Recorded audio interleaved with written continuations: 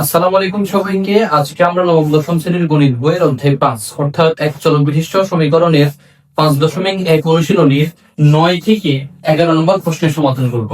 তো এই 9 থেকে 11 নম্বর প্রশ্নের সমাধান করতে আমাদের যে ট্রিক্স বা আমরা যে পদ্ধতিগুলো অ্যাপ্লাই করবো, তোমরা অবশ্যই এগুলো মনোযোগ সহকারে খেয়াল করবা। তো আমরা প্রথমে যখন 9 নম্বর প্রশ্নের সমাধান করতে যাব, 9 নম্বর প্রশ্নে বলছে কি 2x plus root 2 equals to 3x minus 4 minus 3 root 2। কেমন? এটা যখন আমরা আগে ক্যালকুলেট করতে যাবো, এটা অবশ্যই মনে রাখবা তুমি এখানে এক্স এর মান বের করতে হবে।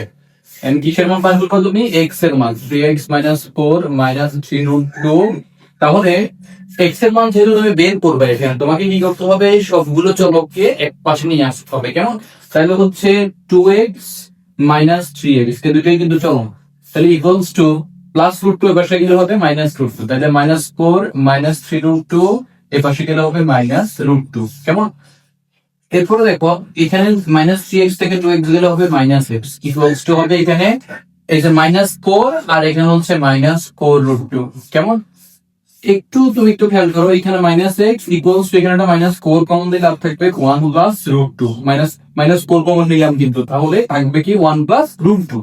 তাহলে এখানে মাইনাস মাইনাস বাদ দিলে সুতরাং x ইকুয়ালস টু হবে কি 4 ইনটু 1 প্লাস রুট 2। এটা হচ্ছে এখানে x এর সমাধান বা x এর মান। তাহলে আমরা 9 নাম্বারটা করলাম, আশা করি তোমরা এটা বলছো, একদম সিম্পল একটা অঙ্ক এটা। কেমন? এরপর হচ্ছে 10 নাম্বার বললো কি z minus 2 divided by z minus 1 equals to 2 minus 1 into 2 minus 1 divided by 2 minus 1 divided by z minus 1। এটা আমাদেরকে সমাধান করতে বলছে। এখানে আমাদেরকে বের করতে হবে z এর মান। কিসের মান? z এর মান বের করতে হবে। তো আমরা এটা যখন একটু সমাধান করতে যাব, তখন আমাদেরকে প্রথমেই প্রশ্নটা উঠাই নিতে হবে।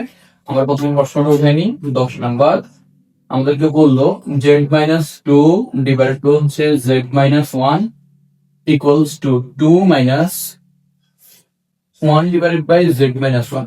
তো আমরা ডান পাশে কিন্তু দুইটা আছে, একটা 2 একটা হচ্ছে 1 by z minus 1, দুইটাকে আমরা ভগ্নাংশে বিয়োগ করে ফেলবো। তাহলে প্রথমে আমরা লিখবো z minus 1 z minus 2 হবে এখানে z minus 2 divided by z minus 1 equals to হবে z minus 1 এখানে লসাগু। তো এখানে নিচে আছে কত? 1। কেমন? 1 দিয়ে z minus 1 কে ভাগ দিলে সেই z minus 1 আমরা আবার পেয়ে যাব। তাহলে z minus 1 কে 2 দ্বারা গুণ দিলে 2z minus 2a কে 2 মাইনাস z minus 1 দ্বারা z minus 1 যদি ভাগ দিই তাহলে 1 পাবো। তাহলে 1 একে 1। ওকে, এরপর দেখো দুই পাশে যখন নিচে এক জিনিস থাকে z minus 1 z minus 1, তো দুইটাকে আমরা পাপ দিয়ে ফেলবো। কেমন? এটা অটোমেটিক আমরা পাপ দিয়ে ফেলবো। তাহলে এখানে থাকলো কি z minus 2 ইকুয়ালস টু এখানে থাকবে 2z minus 3। কেমন?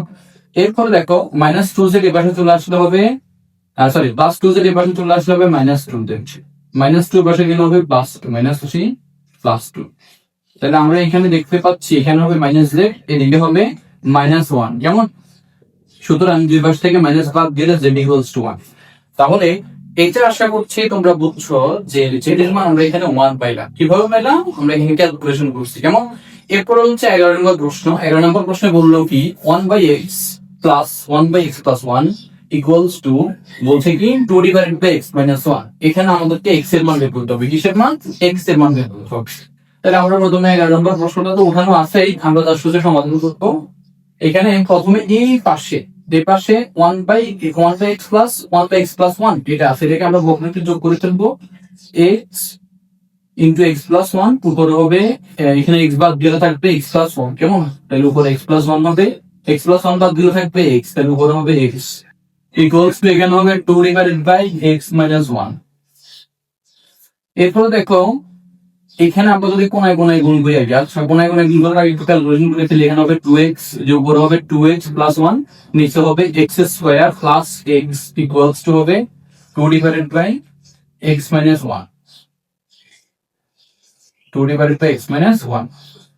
তারপর আমরা কি করবো? এখানে কোনায় কোনায় গুণ করবো। প্রথমে এটা হচ্ছে 2x স্কয়ার প্লাস 2x, কেমন? 2 দ্বারা গুণ দিচ্ছি। এরপর এটা গুণ হবে 2x দ্বারা, আগে দুইটাকে গুণ হবে, তাহলে প্রথম হবে 2x স্কয়ার, এটা হবে মাইনাস 2x, আর এটা এক দিয়ে গুণ হবে প্লাস x মাইনাস 1 দিয়ে 1।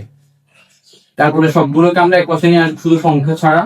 2x square plus 2x minus এই পাশে আছে প্লাস 2x স্কয়ার, এই পাশে আসলে হবে মাইনাস, এই পাশে মাইনাস 2x হয়ে যাবে প্লাস 2x ইকুয়ালস টু এই পাশে -2x থেকে x গেলে আর থাকবে x -x কিন্তু -x এর পাশে আসলে +x হবে, আর এখানে -1 থাকলো।